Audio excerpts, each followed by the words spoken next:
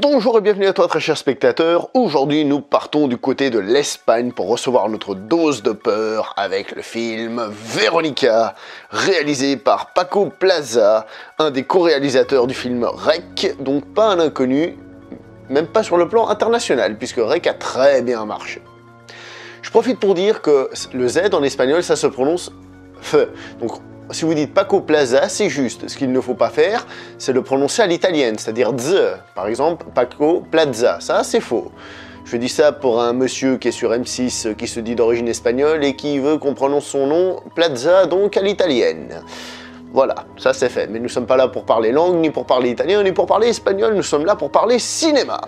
Et dans ce film au casting, nous avons Sandra Escacena, dans le rôle titre, donc de Veronica, et nous avons surtout des enfants, Bruna González, nous avons Claudia Placer et Ivan Chavero, qui fait un petit bonhomme tout mimi avec ses grosses lunettes, c'est super chou. Mais voilà, qu'est-ce que je pense de ce film ? Et ben la note que je donne à ce film, c'est 5 sur 10, tout juste, j'ai envie de vous dire. Je suis très déçu. Le film se base sur une histoire vraie qui s'est déroulée au début des 90s, et puisque ça se passe en Espagne, on va dire des noventas. Il est dit dans le film qu'il s'inspire du rapport du policier chargé de l'affaire, qui est le seul en Espagne à reconnaître la présence de faits paranormaux sur les lieux.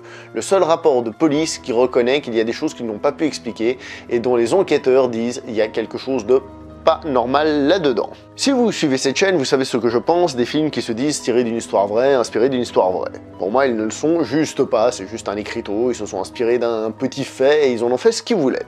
Et ben vous savez quoi, ici c'est encore une fois le cas puisque le film s'inspire de deux événements différents, ainsi que de la vie de son réalisateur. Donc vous voyez les faits réels, voilà quoi, hein. Désolé de casser l'ambiance. Si le début du film nous laisse penser que le film sera un film type Exorciste, donc un film d'exorcisme comme on en a vu plein depuis, le film devient très rapidement un Conjuring-like, parce que tiré d'une histoire vraie, évidemment, hein, entre guillemets, mais en vachement moins bien réussi. C'est simple, si le film arrive à créer parfois une tension, au moment où celle-ci devrait être à son comble, au moment où nous devrions être au bord du précipice, au moment où il faut que le film nous fasse juste un bouh, et que notre sang se glace, nos poils s'hérissent, et ben quand le film essaye de faire bouh, ça ressemble plutôt à un prout, et au lieu de faire ah, on fait plutôt ah, ouais, ok, bon, ouais, bof. Donc, disons les choses simplement, aucune apparition surnaturelle du film ne m'a fait peur, ne m'a fait flipper. Au contraire même, je dirais qu'elle souvent, hélas, elle tombe à l'eau. D'ailleurs, il y a quelque chose dans le film qui nous est montré au final comme une sorte de twist, mais il est repérable le long du film, et qui personnellement, justement, m'a beaucoup gêné. M'a beaucoup gêné parce qu'il me faisait sortir du film, tout simplement. Je voyais la faille dans le truc. Alors bon, comme j'ai dit, ça se voit venir et c'est une des choses que met en avant le film. C'est difficile d'en parler sans vous révéler les détails. Mais en gros, le film prend cette possibilité comme possible. Ça veut rien dire du tout, mais j'espère que vous m'avez compris. Quoi qu'il en soit, le film à la fin se la joue tout de même révélation, alors que ça se voyait venir, et qu'elle n'est pas non plus géniale. Côté réalisation, le film a des bons gros moments.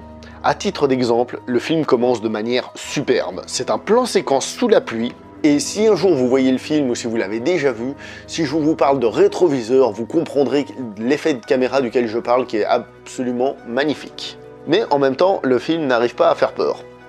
Donc, ça veut dire qu'il y a des choses très réussies, des choses très belles, mais que l'essence principale du film, elle-même, elle ne passe pas. Pour la petite histoire, le film REC, que j'adore, non plus n'était pas un film qui faisait peur. Moi, j'ai pas eu peur en regardant REC. Par contre, j'ai adoré le côté rythme qui montait peu à peu, ainsi que la claustrophobie qui peu à peu s'installait, pour finir dans un déluge, justement, de rythme, d'énergie que j'avais trouvé absolument sensationnel. Mais c'était pas un film qui faisait peur.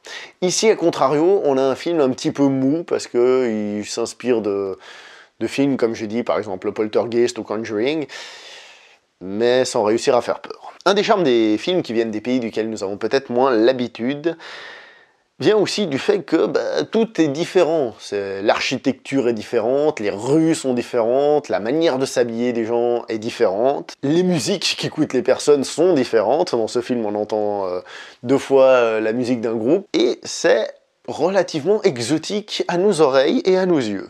De plus, le film se veut une reconstitution de cette époque-là, et elle est plutôt réussie, soyons clairs.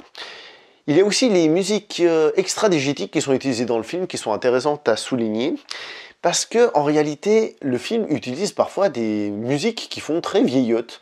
Donc je pense que là, le réalisateur a voulu rendre des hommages. Je peux pas vous dire exactement à quel film, j'ai pas dû les voir, mais il y a des musiques qui font vraiment old school. Au niveau des acteurs, que ce soit les enfants, les ados, les adultes, puisque nous avons ces 3 étapes, il faut reconnaître qu'ils se débrouillent tous très bien. Évidemment, félicitations aux enfants pour lesquels c'est plus difficile. Je trouve que les acteurs, en règle générale, de ce film sont plutôt bons. Donc voilà, si vous cherchez à avoir peur, vous pouvez essayer. En ce qui me concerne, ce sera sans moi. Dommage, le cinéma espagnol peut faire beaucoup mieux.